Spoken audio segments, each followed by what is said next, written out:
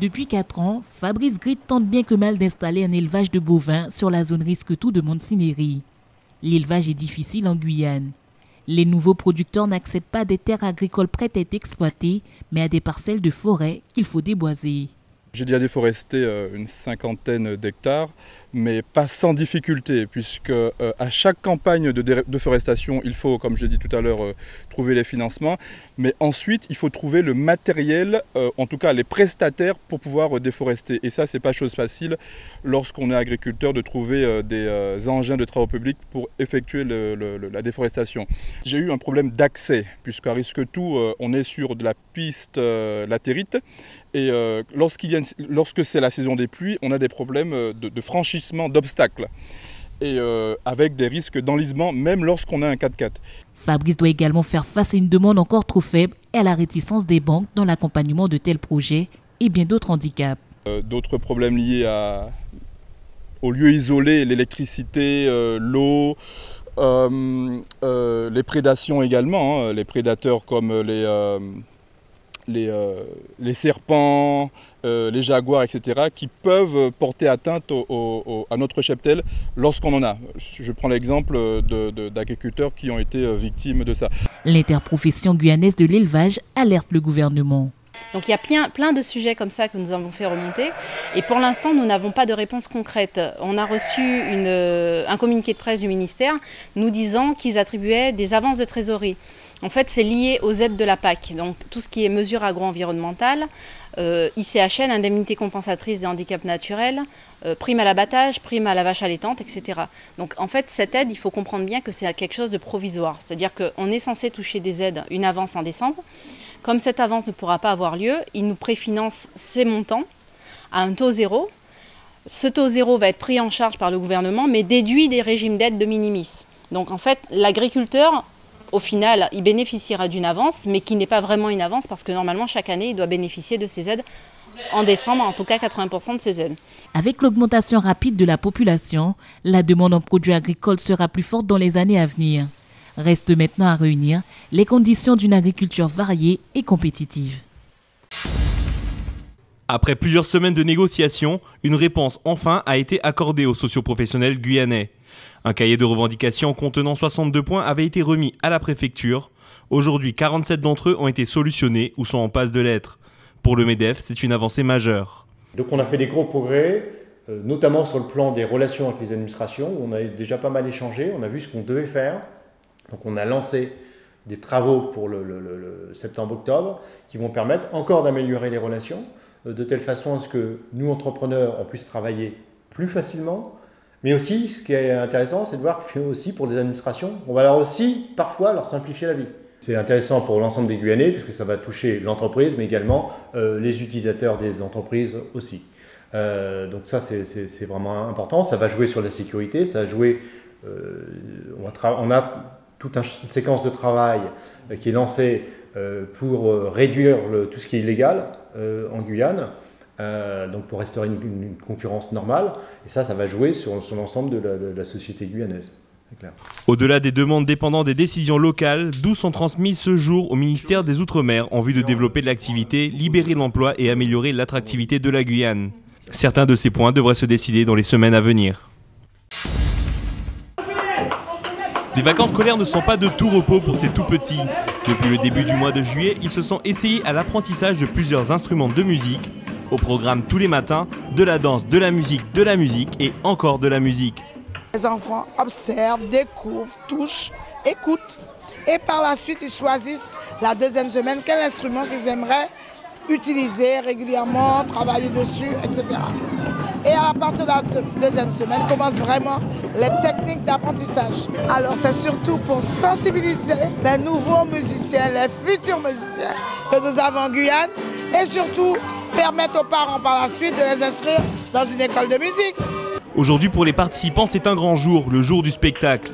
Ils ont travaillé durant 3 semaines à l'élaboration de différents morceaux et avant la représentation devant les parents et invités, une dernière répétition générale s'impose. On utilise une pédagogie assez simplifiée avec des jeux de couleurs pour la note, pour qu'ils puissent mémoriser. Et on essaye d'apprendre des petits morceaux de petites comptines, du genre j'ai du bon tabac, l'eau vive, When the Saints, des Negro Spiritual ou encore des morceaux de chez nous, de la Guyane. Et c'est parti pour le spectacle.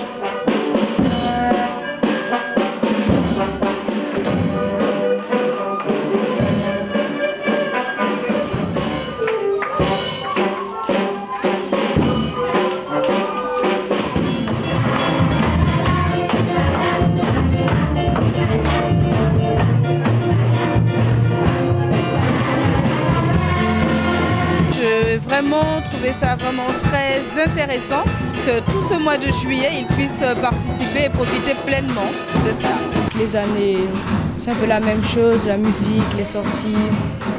Voilà, c'est par la passion de la musique. Et on a la batterie, du piano, la guitare et de la flûte à bec. Je trouve que le rythme est bien. 2 heures de pur bonheur à travers les chansons traditionnelles guyanaises.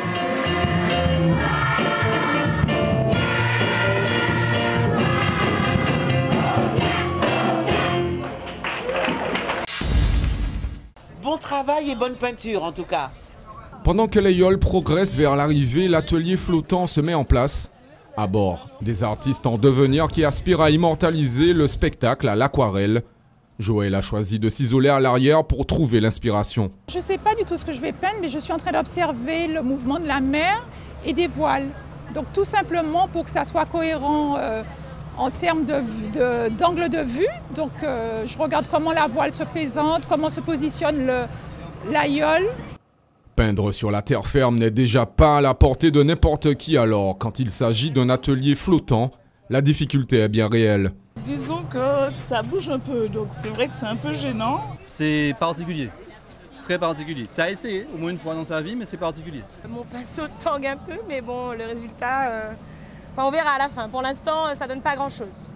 Pour faire le ciel, on travaille avec beaucoup d'eau, c'est pour ça qu'on a scotché les feuilles, d'accord ? Mais heureusement, tout ce petit monde est encadré par des diplômés des beaux-arts qui donnent des conseils et transmettent la technique à adopter pour un meilleur rendu. Il faut vraiment qu'ils apprennent à mettre tout en transparence pour faire ressortir les choses. Voilà, c'était ça le plus dur et ce que j'essaye d'enseigner et de faire comprendre au départ. Des tracés pas toujours réussis, mais quand l'art se manifeste, au final, l'œuvre dans toute sa subjectivité finit par être lisible. Imperturbable, Andy est le plus jeune du groupe. Il est à l'aise, comme un poisson dans l'eau. C'est agréable, ça fait du bien, c'est calme, c'est reposant.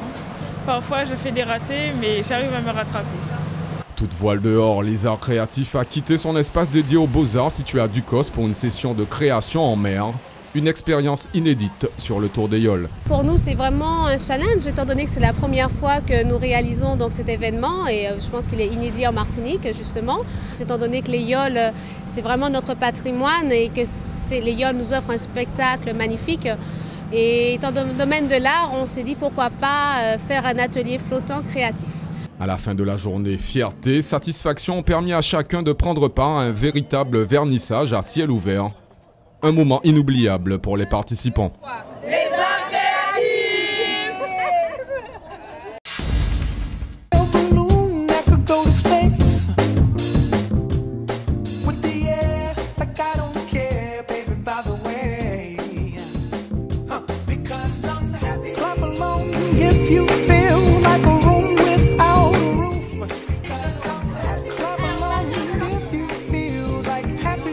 C'est un mois un peu freestyle où on travaille sur du spectacle, on a travaillé de la comédie musicale, du hip-hop, on fait des activités d'expression, des grands jeux et c'est la fête un peu tous les jours. C'est un centre où il y a beaucoup de liberté parce que c'est une petite structure familiale. Des règles plus souples, du temps libre pour jouer des animateurs un peu excentriques. Ça va, ouais, bon les filles, on y va. Les enfants ont trouvé leur bonheur. Je suis venue ici pour m'amuser avec mes amis, rencontrer des nouveaux gens. Et ce qui me plaît, c'est les animateurs, ils sont vraiment cool. Et on s'amuse vraiment ici, c'est trop bien. On s'amuse, on fait un peu de tout, hein. On mange bien, on est bien accueillis, il y a un peu de tout quoi. Les gens ils représentent les animateurs, ils font un peu n'importe quoi. C'est qu'on s'amuse toujours, même quand on fait quelque chose de calme, d'amusant, enfin on s'amuse toujours. Ils sont tous fous mais ils ont une manière de le montrer tous, c'est tellement drôle.